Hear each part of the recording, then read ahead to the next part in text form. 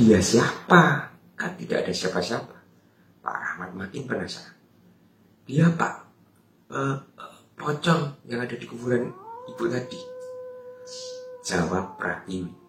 Pak Rahmat kaget mendengar jawaban Pratiwi tersebut.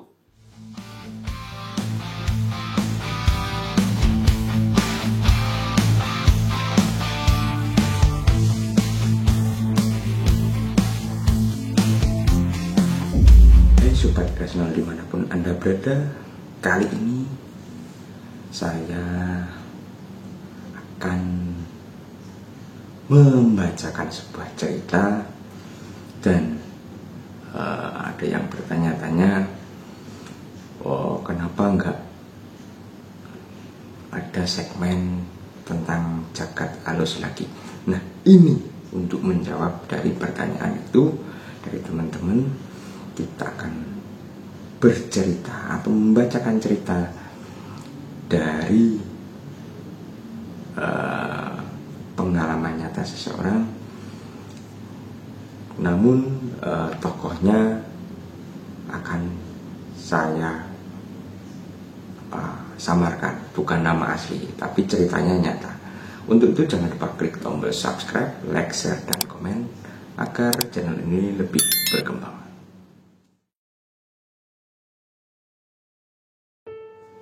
Tiga tahun lalu, Pak Rahmat berduka cita karena istrinya meninggal dunia. Meskipun demikian, sebenarnya Pak Rahmat tidak sendiri karena ia masih memiliki satu anak yang menemaninya, terkhusus anaknya yang paling bungsu bernama Pratiwi. Ketika anak Pak Rahmat, yaitu Agus, Yanti, dan Beni sudah berkeluarga, sehingga ia tidak tinggal di rumah itu. Sementara Pratiwi masih duduk di bangku kelas 5 sekolah dasar. Usut punya usut, setelah istri Pak Rahmat meninggal dunia, ia menikah lagi. Bahkan belum ada 1000 hari peringatan istrinya meninggal. Bagi orang Jawa, apabila seseorang pria dengan istrinya meninggal, akan lebih baik menikah lagi setelah peringatan 1000 hari meninggalnya istrinya. Karena apa? Menurut kepercayaan orang Jawa, dalam 1000 hari arwah itu masih dalam perjalanan menuju ke tempat keabadian.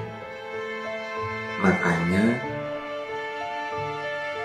ada yang mengatakan pamali jika menikah lagi sebelum peringatan meninggalnya istrinya tersebut. Pada saat itu, tetangga dan kerabat sudah mengingatkan Pak Rahmat agar menunda pernikahan keduanya supaya dilaksanakan setelah 1000 hari peringatan arwah istrinya. Tapi Pak Rahmat memiliki alasan menikah lagi, karena menurut Pak Rahmat, anak bungsunya yaitu Pratiwi masih membutuhkan perhatian dari sosok ibu. Pak Rahmat juga menambahkan bahwa ia kerepotan mengasuh Pratiwi sendirian. Entah itu alasan benar atau tidak. Yang jelas saat itu Pak Rahmat tetap melaksanakan hajatan pernikahan, meski tidak mengundang banyak kerabat dan bandai tolak. Banyak orang yang menyayangkan hajatan pernikahan kedua Pak Rahmat. Tapi bagaimana lagi, tetangga dan kerabat tidak bisa membendung hasrat Pak Rahmat. Yang penting Pak Rahmat dan Pratiwi bahagia. Setelah setahun pernikahan kedua Pak Rahmat, tibalah hari di mana itu adalah 1000 hari peringatan istri Pak Rahmat. Dibuatlah acara doa sederhana mengundang kerabat dan tetangga. Acara seperti itu biasanya diakhiri dengan menyajikan hidangan pisang rasa ingkung dan beberapa sesaji untuk kelengkapan doa. Setelah acara doa, semua undangan yang datang dibagikan sekotak nasi dan lauk pauk yang sering disebut dengan istilah kenduri. Setelah acara doa memperingati 1000 hari meninggalnya seseorang, maka keluarga yang ditinggalkan biasanya akan ziarah kubur untuk menabur bunga di pusara mendiang yang meninggal. Begitu juga Pak Rahmat, ia juga ingin ziarah kubur di pusara mendiang istrinya. Tapi ia merangsungkan pindah ke makam bersama istri barunya. Karena pada saat acara doa peringatan 1000 hari kemarin, Pak Rahmat mendengar bahwa tetangganya berbunyi soal istri barunya. Terkesan membandingkan dengan mendiang istri pertamanya, terutama soal penampilan dan perilakunya. Kalau Bu Rahmat dulu mah orangnya sopan dan ramah. Kalau yang sekarang ini orangnya judes dan terlalu over dandannya, kata salah satu tetangga Pak Rahmat. Omongan semacam inilah yang membuat Pak Rahmat enggan untuk berziarah ke makam istrinya. Bagaimana kalau kita ziarah makam malam hari? Seru Pak Rahmat kepada Pratiwi dan Bu Rahmat yang baru. Lah ngapain kok malam-malam Pak? Tanya Pratiwi terheran-heran. Pak Rahmat tidak menjawab pertanyaan Pratiwi. Ia hanya mengernyitkan dahinya seperti dia berpikir.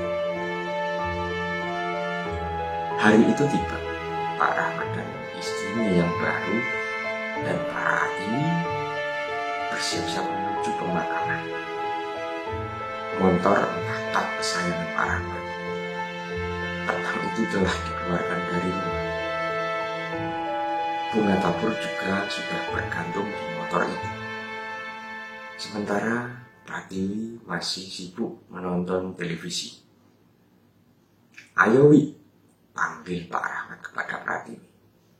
Kemudian Pratiwi bergegas masuk kamar dan memakai jaket pink kesayangannya. Sementara istri Pak Rahmat sudah menunggu di luar rumah. Akhirnya malam itu mereka berangkat mengendarai motor. Pratiwi yang mungil bonceng di depan, sementara istrinya Pak Rahmat bonceng di belakang.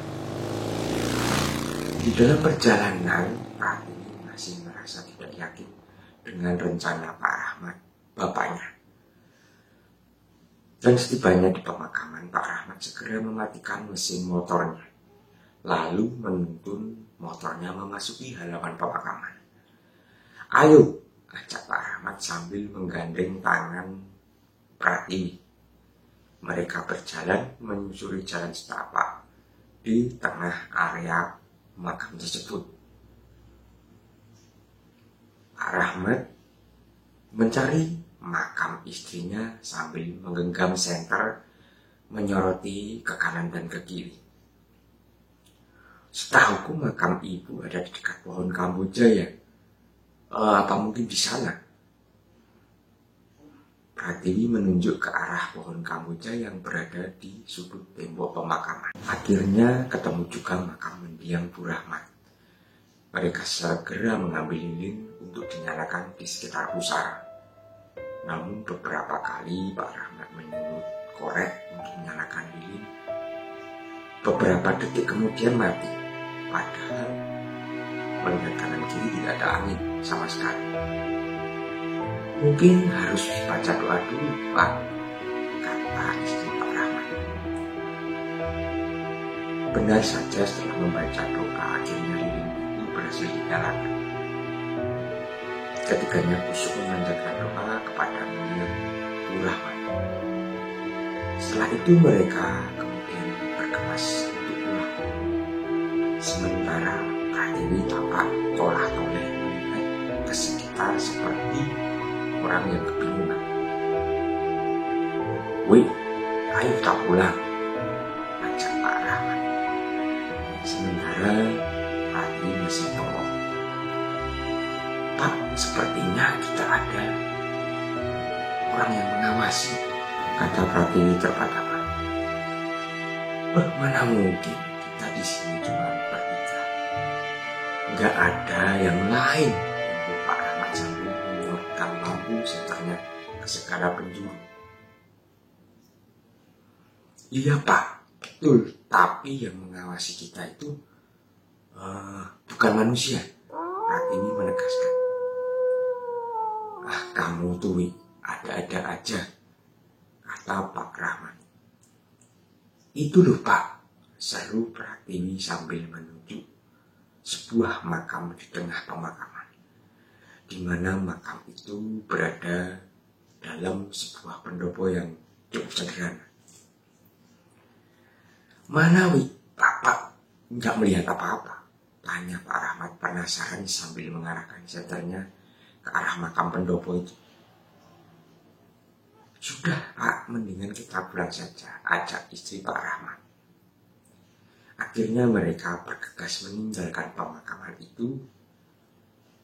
Dan selama di perjalanan Pratiwi masih bengong. Dan itu membuat Pak Rahmat makin penasaran. Memangnya kamu melihat apa sih Wi? Pratiwi hanya menggelengkan kepalanya. Seperti ia juga tidak yakin dengan apa yang ia lihat. Pak Rahmat merasa ada yang janggal dengan putri bungsunya itu. Sesampainya di rumah, Pak Rahmat segera memasukkan motornya di teras depan rumahnya. Istri yang barunya segera membuka pintu kamar tamu. Namun Pratiwi justru berdiri menatap jalan depan rumah. Kamu kenapa nggak masuk rumah, Wi? Tanya Pak Rahmat kepada Pratiwi. Itu, dia membutuhkan kita, Pak.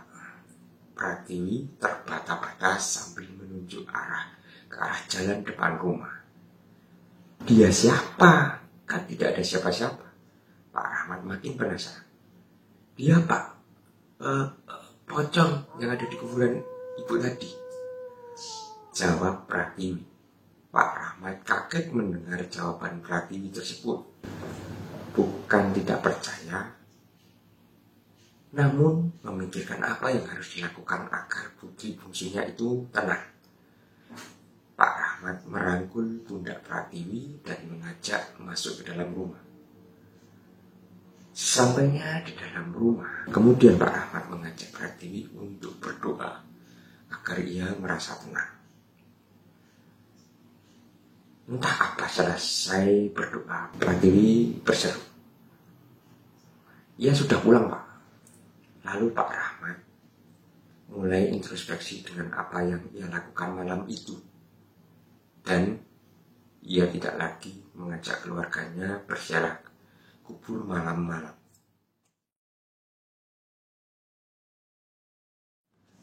Nah, pertanyaan dari cerita tersebut, pertanyaannya apakah sebenarnya siapa hantu pocong tersebut? Apakah mendiang Ibu Rahmat? Kemudian pertanyaan kedua, ada pertanyaan lagi, yaitu kenapa membujuki Pak Rahmat sampai di rumah? Saya akan menjawab pertanyaan yang pertama. Siapakah sebenarnya hantu pocong itu? Sebenarnya itu bukan arwah dari istrinya Pak Rahmat, melainkan itu adalah sosok, ibaratnya sosok yang menunggu kuburan tersebut dan memang penasaran apa yang dilakukan oleh Pak Rahmat dan keluarganya, karena tidak biasanya ada yang berziarah pada malam hari. Dan tokoh Pratiwi ini ternyata memang memiliki kemampuan khusus untuk melihat sosok-sosok gaib. Dan sebenarnya yang melihat cuma Pratiwi saja, tapi Pak Rahmat tidak melihat sama sekali. Jadi memang hantu pocong yang mengikuti ini adalah memang danyang atau seperti menunggu di situ yang memang aslinya memang gak seperti itu, bentuknya tidak seperti itu, tapi karena bisa membaca pikiran manusia, kalau di kuburan itu pasti bentuknya seperti itu, dan dia memanipulasi dirinya seperti itu. Bentuknya seperti apa tidak perlu saya ceritakan, bentuknya seperti apa yang jelas bentuknya seperti itu ya. Bentuk aslinya tidak perlu saya ceritakan. Lalu kenapa membuntuti Pak Rahmat sampai di rumah? Itu juga karena masih penasaran dengan apa yang dilakukan oleh Pak Rahmat dan keluarganya. Dan sampai di situ saja, dia cuma penasaran saja sampai di rumah dan menunjukkan eksistensi dan tidak mendekat sama sekali.